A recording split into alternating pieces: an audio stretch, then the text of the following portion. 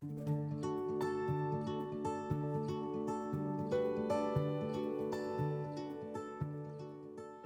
this video, we are going to talk about the best knife for fabricating chicken.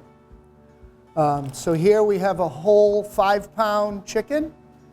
We dried it, we washed it, we dried it a little bit to keep the moisture off and to prevent the chicken from sliding around for your safety and your knife use. The best knife I use for this, and I would recommend, is using a boning knife, or also known as a fillet knife. It has a lot of flexibility. The main point of the knife to use is the tip. So we're working on the tip more than using any other part of the blade. So think about using the tip for best control.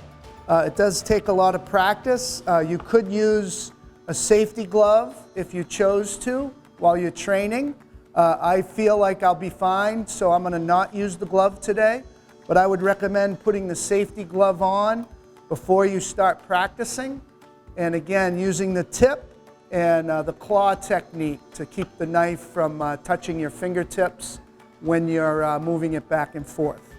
So let's begin. We're going to fabricate the chicken by starting with 2 cuts, one on either leg, and then we're going to dislocate the 2 bones for the legs, because we are not going to cut through bone. We want to cut around bone. And using the tip would be the best way to do that. Here I'm using a bit of the middle of the knife, but generally I'm trying to work towards the tip of the blade. And then again, following it through, being aware of where your fingers are at all times so that the knife doesn't touch your fingers. And again, remember that flexibility part. You can buy these knives and they're very stiff, but be aware to buy something that has a lot of flexibility. Then we're going to start with the knife again, cutting the bone, the breastbone. We're going to slice down to try to find that bone. Notice how I still am holding the knife, but it's away from my other hand. Just trace it slowly to separate the breastbone from the breast meat.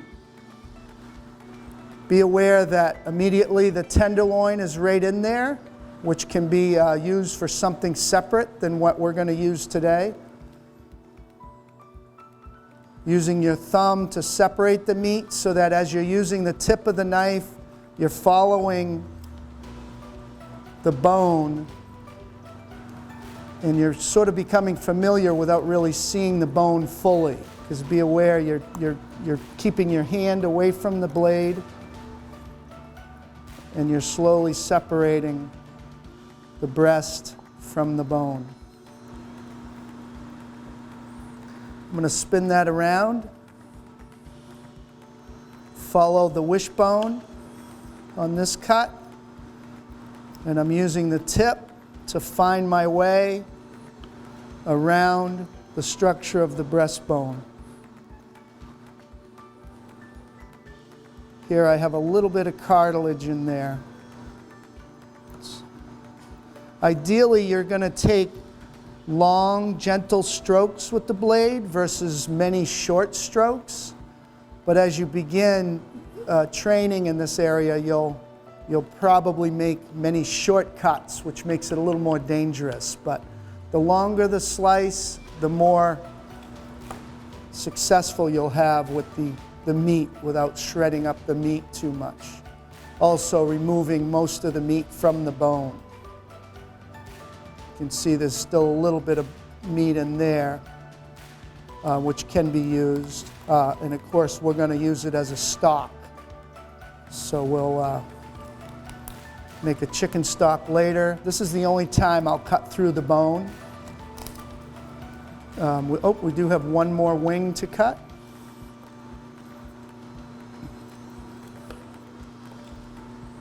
And again, the wings, the bone is intact.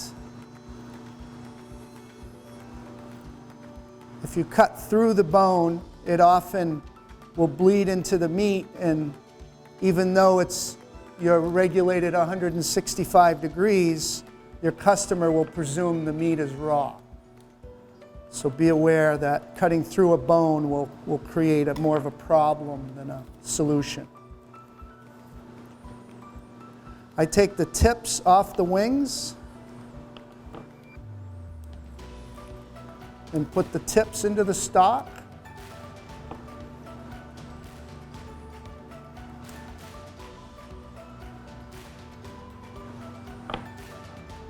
You can trace around the tip.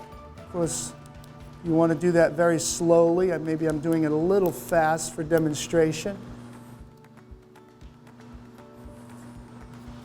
There's your two wings, your two breasts. We can separate the tenderloins.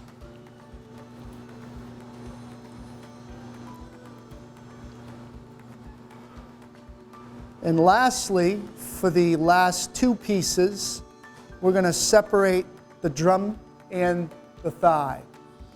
With that, you're going to want to find the line that tells you where the thigh ends and the leg begins. There's a little line of fat that identifies an idea of where it is, but you also want to double check so that you don't cut through the bone or the cartilage. That'll again cause that bleeding.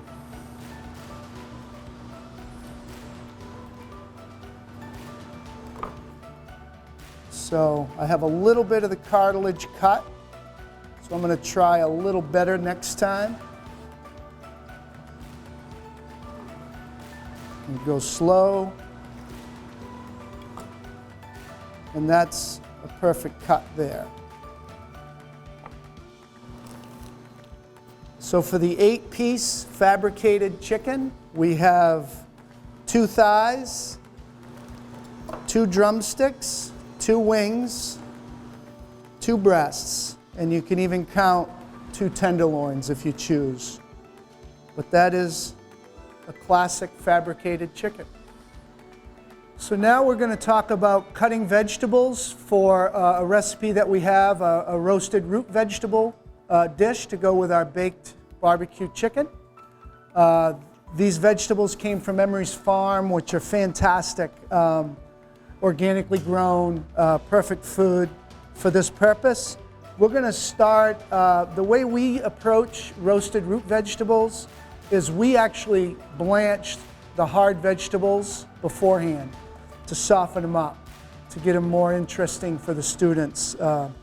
So I'm going to start with the beets. I am aware that the beets are not peeled. I'm going to go with it. I wash them. I'm going to gently slice them in half and get them ready for the blanching water. That will help speed up the cooking process, and it'll also soften them so when they roast they don't dry out. So I use the same technique. I square up with the cutting board. I'm using the green cutting board for the vegetables. I cut them in half. I'm trying to be careful not to saturate the board with the beautiful colors of the beet. It will make my board looking like it's dirty.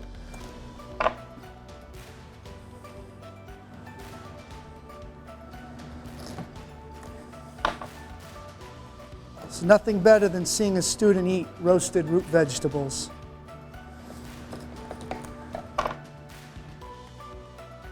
And now we're going to be cutting the carrots to go with the roasted root vegetable. We like to roast every vegetable separately, and then just before service we add them together so that, as you're aware or maybe not aware, the vegetables will cook differently. So we want to make sure they're all ready to go.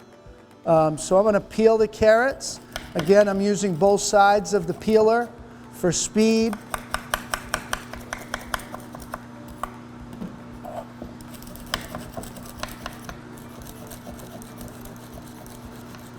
I hold the carrot up with a little bit of pressure so it doesn't slide around.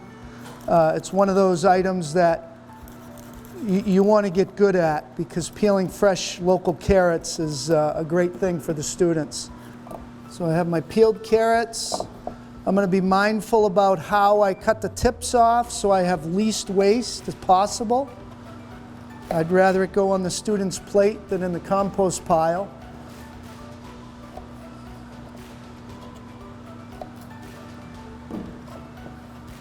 So I'll stay organized with every preparation. I'll cut all of them. I'll tidy up a bit. I have the beets blanching for 3 to 5 minutes. They are about they're half size right now. I'm going to cut them again into quarters probably. So I want this carrot to be very close in size. So I'm going to still use this utility knife that I've been using. I want to have a little angle on these, so I'm going to cut them individually, and I'm going to cut them on the bias, which is just creating an angle for more decor when I finish the plate.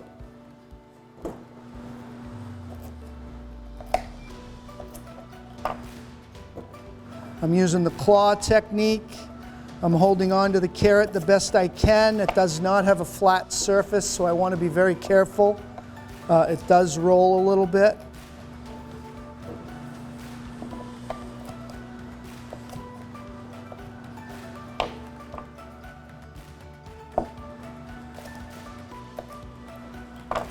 And I'm going to place these in the boiling water to blanch for about 3 minutes. So now I'm going to be cutting potatoes. I have the utility knife. I'm going to split the potato in half to try to quickly create a flat surface.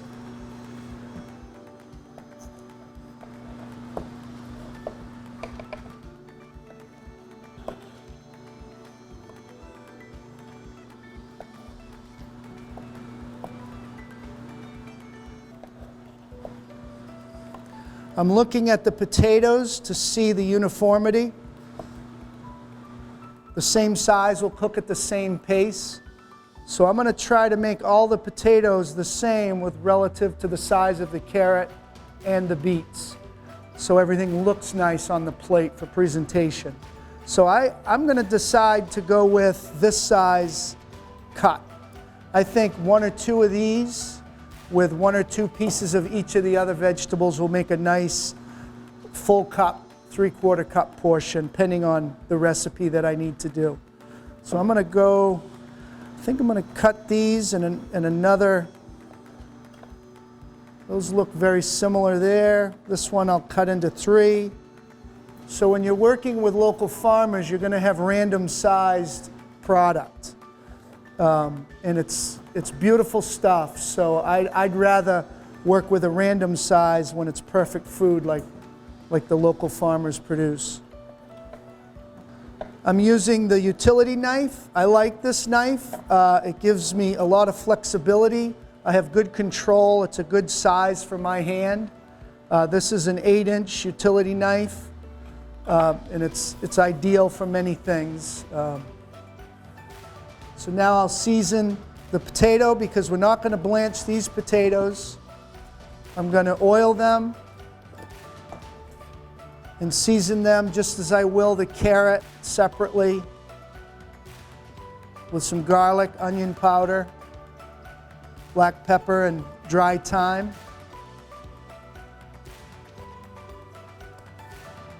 It's very important to season vegetables for students.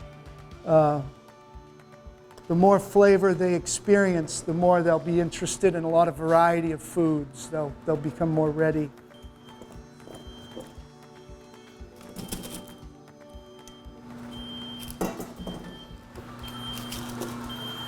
So now we're going to season the blanched carrots. We blanched them for 3 minutes, and we'll season them with oil, and then we'll roast them to create that roasted flavor. Again, we shorten the roasting time. We also change the flavor profile by blanching them, which will sweeten them up a little more. So we're going to use a little garlic, onion, the same groceries we used on the potato that's roasting.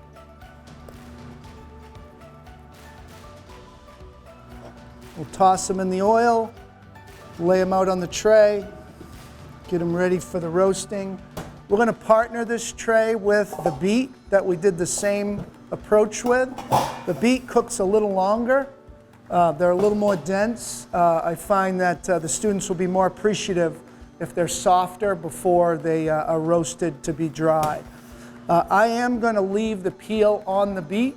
I do that frequently. And the reason is I want the student to be aware that peels are also very healthy. I'll leave the stem right on the beet. So I'm just going to make them a little smaller to match up with the carrot. I'm using the utility knife again. I'm trying to put the peel on the cutting board just so I don't stain the board as much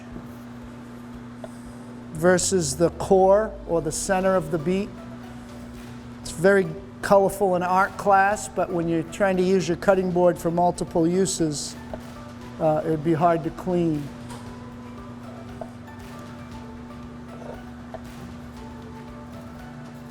Looks like I've got them all cut. A little bit of oil, some seasoning.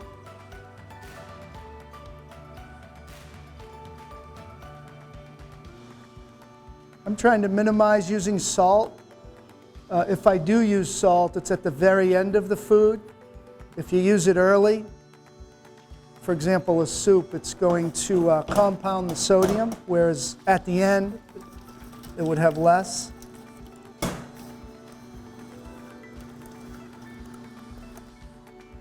So there's the beets.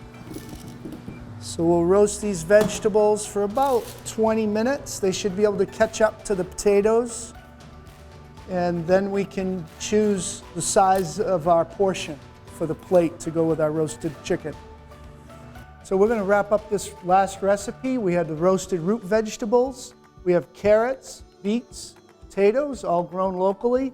I want to thank Paige Clark for joining us from Chelsea Elementary, giving us the student perspective, and Maggie from Food Corps at Windsor Elementary, helping us set up these dishes. And our last final presentation is the barbecued chicken dish. We have notice that we have 3 components. We have the vegetables and the potatoes, making up probably a cup of the plate, over 50% of the plate, which we love, especially a local ingredient. And then we have the baked chicken that we did a barbecue sauce with. Also, the chicken was raised at Weston's Farm, so that's another local food that we've used today. The last plate, I'm going to show you another knife skill with filleting out or cascading the chicken breast. This is the boneless breast. We're going to take the knife, we're going to cut it. We have it at an angle, almost a 45-degree angle, and we're going to slice 3 pieces for each plate. This would be a 2-portion fillet here. I'm going to try to average it out. And we're going to cascade, meaning fan out the chicken breast. Take a few carrots, a few beets, put them together. And again, when we're doing presentation, we try to make every plate look the same. So of course, we try to make every tray look the same if we're using a student lunch tray. And that completes the dish.